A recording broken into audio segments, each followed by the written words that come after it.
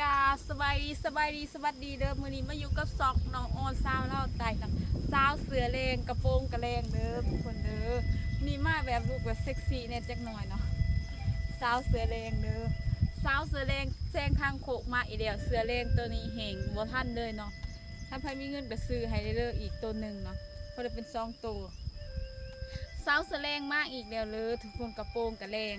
แต่ว่าบ่แรงแห้งเนาะบ่โทษเสือเนาะสาวเสือแรงมาแล้วเลยกระผักทุกคนเขามาให้กำลังใจเนาะน้องออนซาเล่าไปเลยทุกคนเลยให้กำลังใจเห็นน้องออนเห็นคลิปหนึ่งเนาะเห็นคลิปน้องออนเทศหมู่บ้านที่ชอบเอาฟัวที่คนไทยตอนนี้ยอดวิวก็เริ่มมาโหด70,000ปลายเนาะซาทุกคนอะไรแซนวิวเนาะก็ขอบคุณ FC ทั้งพังไทยหลายๆเด้อบอกว่า FC ทั้งพังไทยหรือ FC ทั้งเมืองนอกก็ขอบคุณหลายๆเมืองยอดวิวลองออนแตกสรุปผูกหายเนาะไก่สิฮอดแซนวิวแล้วเนาะเดี๋ยวมาฮอดแซนวิวน้องออนล้นแล้วน้องออนบ่มีคลิปแซนวิวเนาะดีใจนะ70,000ปลายเนาะ72,000 73,000เนาะขอให้ได้ฮอดแซนวิวไวๆเด้อทุกคนคลิปนั้นก็เดินทางมาได้6 มื้อสิครับมื้อที่7ได้อาทิตย์หนึ่งก็ได้70,000ปลายเนาะยังอีก20,000ปลายก็ได้แซนวิวเนาะก็ฝากทุกคนเข้าไปให้กำลังใจน้องออนซาเราไต่เด้อเพราะอะไรน้องออนมีได้หลายอันเด็กดำหน่อยขอบคุณ FC ได้หลายเนาะก็ขอบคุณได้หลายเด้อที่อีต้นสงสารให้ความสมมุติสนใจสาวเสือแรงเนาะสาวเสือแรงแทงทางโค้งเด้อเสียงอาจสิเบาเพราะน้องออนบ่ได้คอยใส่ไม้น้องออนอยากให้ทุกคนได้ยินเสียงธรรมศาสตร์บ้านน้องออนเนาะแบบว่าบ่มียังปรุงแต่งขึ้นเนาะจะคล้องซองกับธรรมศาสตร์แบบว่าทินวิวทางล่างกับเป็นธรรมศาสตร์ดีๆเนาะมื้อนี้น้องออนก็ออกมาอยู่กลางไฮกลางหน้าเนาะน้องออนก็ขอบคุณเนาะนำใจจาก FC ทางพังไทยหรือทางเมืองนอกขอบคุณหลายๆที่ซัพพอร์ตน้องออนสาวเล่าไตเนาะหลังจากที่น้องออนมาแต่รอ5เฮ็ด5หน่อไม้เดียวน้องออนก็เลยมาขอบใจ FC ทุกคนเด้อขอบคุณหลายๆเนาะที่เอ็นดูแหละเมตตาเล็กน้อยตาดำๆเนาะน้องออนกับสิพาทุกคนรอเบิ่งบรรยากาศเบิ่งควายเบิ่งงัวเลยเนาะกะน้องออนก็ดีใจเนาะที่ยอดวิวถือว่าดีเนาะยอดวิวน้องออนช่วงนี้เนาะก็ขอบคุณผู้ใหญ่ใจดีทางพังไทยหลายๆทางพังไทยหรือทางเมืองนอกทางพังลาวเฮาขอบคุณนำใจทางพังไทยเนาะโดยเฉพาะกะเมนทาง FC ทางพังไทยเนี่ยเนาะมักมาคอมเมนต์อีหยังน้องออนเห็นหลายๆเนาะก็ขอบคุณหลายๆเลยที่อีต้นคนมันนอกวันหน้าสาวที่เซ็กซี่ที่สุดในหมู่บ้านเนาะเป็นสาวที่เซ็กซี่ที่สุดในหมู่บ้านเนาะก็ว่าไหลเนาะสิห้องแบบนั้นก็ไหลเลยทุกคนเลยถึงแบบว่าบ่แต่กะติ้งต้องน้อยหนึ่งเนาะว่าสัตว์บ่แม่นเนาะน้องออนเห็นคอมเมนต์หนึ่งเนาะคอมเมนต์หนึ่งถามว่าน้องออนทางเข้าบ้านน้องออนไกลบ่จากบ้านไปหาปากเซ่เนาะประมาณ38 กิโลเนาะก็ฮอดเนาะขั้นแบบว่าให้มารถก็มีรถเขียวเขาจะเล่นไปเดินมาขั้นมาขั้นบางคนเขาก็มารถเมาเนาะคืออ้ายเรามาจากบุรีรัมย์แล้วก็เมารถมาเลยเนาะมือหนึ่ง2,500 บาทเนาะเขาสมัครภาพไปเที่ยวเลยน้องออนทำเขาหนะ2,500 บาทเขาที่ภาพท่องเที่ยวเบิดมือเบิดเว้นเลยเนาะแล้วก็ในยิน FC ถามว่าน้องออนสูงเท่าไรน้ำหนักเท่าไรเนาะน้องออนสูง157เนาะ157เนาะเมตร57เนาะเมตรหนึ่งกับ57เส้นเนาะบ่โหดสัมผัสนะเมตร57เนาะแล้วก็น้ำหนักน้องออนเป็น48 โลเนาะบ่โหด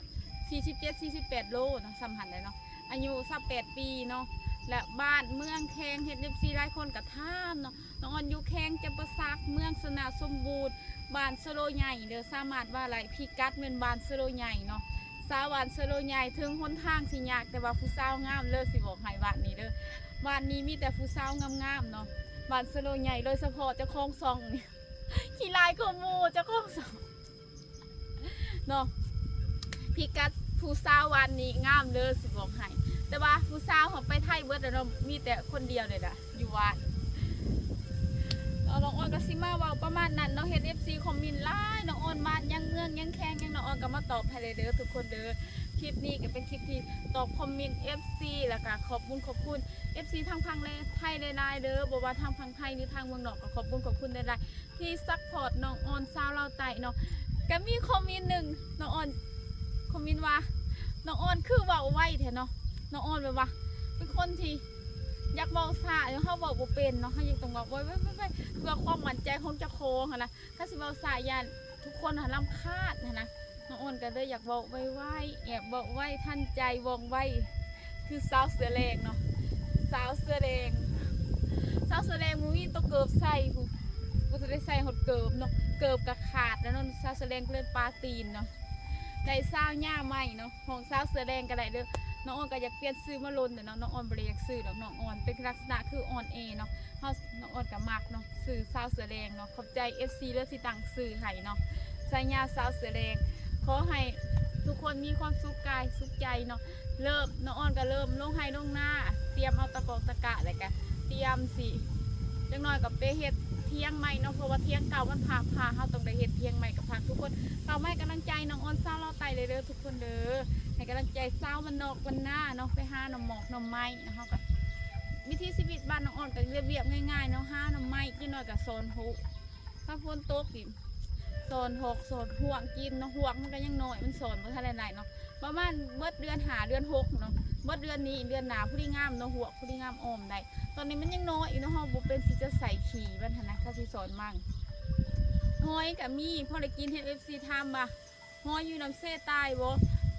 ฮู้คือกันน้องออนกับบ่ได้ลงงุ่มเนาะเพราะว่าน้ำเป็นกรดเขาเจ้าก็บ่ให้ลงนะน้องออนก็บ่ได้ลงเลยบ่ได้ลงน้ำเซ่บ่ลงไก่น้ำเซ่ประมาณเดือน1เดือนปลายเด้เนาะบ่ได้ลงเลยปลาย2เดือนเนาะตั้งแต่ข้าวปีใหม่แล้วแต่ข้าวเดือนก่อนปีใหม่นะปลาเริ่มตายเนาะเขาเจ้าก็บ่ให้ดินน้ำเซ่เนาะสุดท้ายเฮาก็ใส่น้ำพ่นเอากระพุ้ยมาตรงไว้น้ำพ่นน้ำสางประมาณนั้นเนาะทุกคนเนาะเฮาก็อาบไปน้ำป่วยน้ำห้องไปคือน้ำที่น้องออนไปทายที่เขาเจ้าไว้ดูไปดินแม่น้ำห้วยเนาะแม่น้ำเซ่เด้อทุกคนมันก็มีน้ำห้วยเนาะไกลๆไปทางนั้นมีห้วยเนาะทางเมืองนี้น้ำเซ่เนาะทางบ้านนาบ้านน้ำเซ่ทางล่างบ้านน้ำห้วยค่ะโบเป็นกดเนาะสามารถดินได้ยังไงเนาะแต่ว่าน้ำเซ่เขาจะบ่อยากให้ดินเขาจะว่าถ้าพ้นตกจาก4 หาเถื่อจังสามารถใส่น้ำเซ่ได้ค่ะมันได้ถิ่มก่อนนะให้ถ้าเอาใส่น้ำไหม้ประมาณนั้นเลยเนาะทุกคนเนาะน้องออกกันพาทุกคนไปเบิ่งบรรยากาศเด็ดเนาะทุกคนเนาะมาชมวิวคุ้ยงัวบ้านน้องหอนก้อนทุกคนวันนี้มาเจอเห็ดพอเนาะหลังจากฝนตกเนาะนี่เห็ดพอปีแดกเนาะโอ้โหจอกขยวนเนาะโอ้จอกหมูนี่บ่ยังหน่วยหนึ่งเนาะใส่แกงหน่อไม้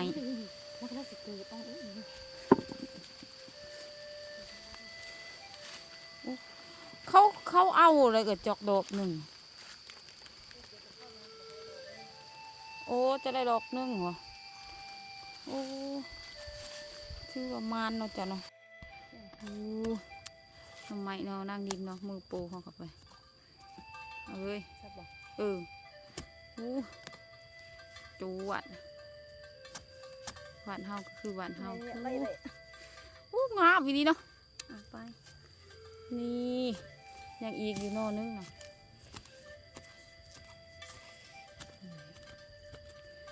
นอที่2โอ้หากันนอนนั่งดินอีกจ้ะส้มก็จะยางมาไก่เนาะโอ้ยมุนเบิด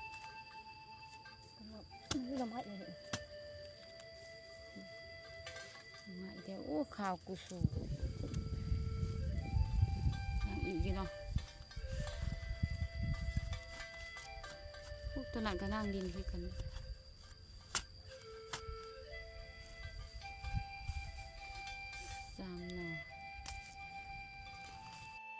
่เนาะประกาศพระอยากได้คุ้ยมาจับกระโหลก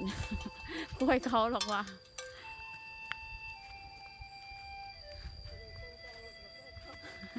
คุ้ยเขาเป็นคุ้ยเฮาเนาะทุกคนบรรยากาศเนาะทุ่งไร่ทุ่งนาเนาะยามเศร้าๆเนาะน้องออนมาห้าหน่อไม้เนาะนี่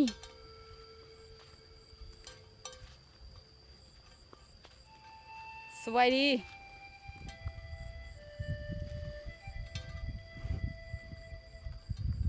มันส้นมาจังเนาะจะเป็นคุ้ยผู้ใดมันได้ใส่ซอยเส้นบักใหญ่ๆเลยเนาะ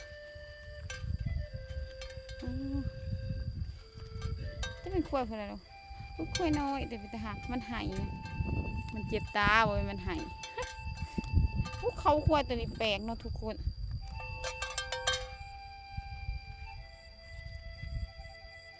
แปลกประหลาดเข้าคุ้ยตัวนี้เนาะแล้วมันกลมขนาดปกติเขามันสิต่างขึ้นแล้วมันก็อันนี้มันงุบลงเนาะงุบลงนี่ตัวนี้มันหัวหลอกทางกลางเนาะคุ้ยก็มีลายหูแบบทุกคนนอดก็มาเลาะหาเฮ็ดหาหน่อไม้กับเอื่อยเนาะจะเป็นไรอีหยังเนี่ยเราบดจักเนาะเอื่อยไปเขาโกตัวนั้นเนาะหากมาสัมผัสคุ้ยก่อนนะถ้าทุกคนเลาะทงไห้ทงหน้าเบิ่งธรรมศาสตร์วาดนกออดเด้อไข่มันได้ไข่ตึงๆเนาะเสียดายโอ้เจ้าเขาสิเอาที่เอาสิใส่เงี้ยวใส่เจ้าทำมาแต่ไก่แต่กวงทุกคนบนไข่มดแดงโอ้ยเดี๋ยวว่ามันตกลงพื้นนี่นอหลอกว่าข้ามน้อยเอื้อยเพื่อกันในย่างไปก่อนเป็นยังซาลาจังมักนุ่งสินแต้มเพราะว่านุ่งมาตั้งแต่หลังเริ่มแต่ปูเนาะหลอกว่าข้ามน้อยหอยอยู่ปลายหน้าเนาะเต้นก็ไล่แล้วว่าข้ามหลอกว่าข้ามกุกนี่นะทุกคนคืดเบิ่งแต่ว่างามเนาะค่อยๆงามเนาะทุกคนเนาะงามหลายมันงามทันว่าโคตรงามเลย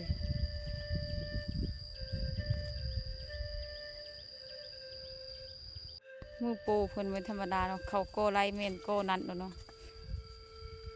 มามือนั่นกับมานมือนี้แห้งมานนี่ออกมาอีกแล้วมือโปโอ้ซองหน่อพวกเจ้าในสิเต็มกระคูเนาะเฮ็ดกับยูรุมเนาะน้ำไม้ห้าบัวไรแนวหนึ่งกับแนวหนึ่งเนาะมาหาเพื่อกับวีอันมาอีกข้างนี้นะอู้กระจอกกระโนตัวนี้ใหญ่ดีคุณอยู่ไหนเนาะเนาะมือนั่นจะส่วนเขามาหาบัวมาท่านอุ้ยท่านจะอุ้ยกระจอกหมดแดงเห็นอยู่บนหมดแดงไข่ขนาดเลยอุ้ยกระจอกจะสิไข่บ้างบ่เย็นเนาะลมพัดเย็นจ่อยท้องไห้ท้องหน้าเนาะเย็นเนาะบรรยากาศก็ดีเนาะอากาศก็ดีเนาะทุกคนเนาะแบบว่านี่แบบว่าคืนนี้ฝนตกเนาะฝนตกมันคืนเลยเนาะแบบว่าฝนตกแล้วเนาะมันก็มืดคือมืดฝนเลยเนาะมันมืดฝนตกเนาะนอนมันก็อากาศดีสำหรับคนที่มักนอนเบ้นนี่นอนเบ้นม่วนเนาะรับสบายเนาะนอนเบ้นม่วนขนาดถูกกบเขียดก็เริ่มหอน้องอ่อนก็คือว่าน้องอ่อนใส่ไม้มันก็สิตัดเสียงออกไปเวินทุกคนก็บ่ได้ยินเสียงธรรมศาสตร์อันนี้ทุกคนก็ได้ยินเสียงธรรมศาสตร์เนาะลมพัดเสียงกบเสียงเขียดคนที่อยู่ในเมืองอาจสิบ่เคยได้ยินเนาะน้องอ่อนก็อยากให้ทุกคนสัมผัสกับธรรมศาสตร์ที่สุดนะแบบว่าคำว่าเบิ่งคลิปน้องอ่อนรู้สึกว่ามันเป็นธรรมศาสตร์เป็นกันเองอย่างนั้นน้องอยากให้พวกอยู่ความรู้สึกเป็นแนวนั้นเนาะน้องอ่อนก็เฮ็ดอยู่คลิปอาบน้ำเนาะน้องอ่อนสิอาบน้ำหวยด้วยกับพักทุกคนกดติดตามเนาะเลี้ยวสิเห็นคลิปน้องอ่อนอาบน้ำหวยแน่นอน100%บ่เกินในเดือนนี้เด้อเนาะก็ฝากทุกคนเข้ามาให้กำลังใจน้องอ่อนสาวเราไต่เนาะเด้อทุกคนสำหรับคลิปนี้น้องอ่อนก็สิจบไว้เพียงเท่านี้ไปพอกันคลิปหน้าขอบคุณFC ทางไทยหลายๆที่มีน้ำใจซัพพอร์ตน้องอ่อนเนาะน้ำใจไทยลาวเฮาเนาะขอบคุณหลายๆที่ตดสาววันนอกวันหน้าเนาะให้โอกาสเนาะสำหรับคลิปนี้น้องอ่อนกะสิจบเพียงเท่านี้ไปพอกันคลิปหน้าเลยทุกคนฝากทุกคนกดติดตามกด Subscribe กดไลค์กดแชร์ให้น้องอ่อนสาวเราไต่หรือฝากติดตามเพจสาวเสเลงเด้อน้องอ่อนต่างเพ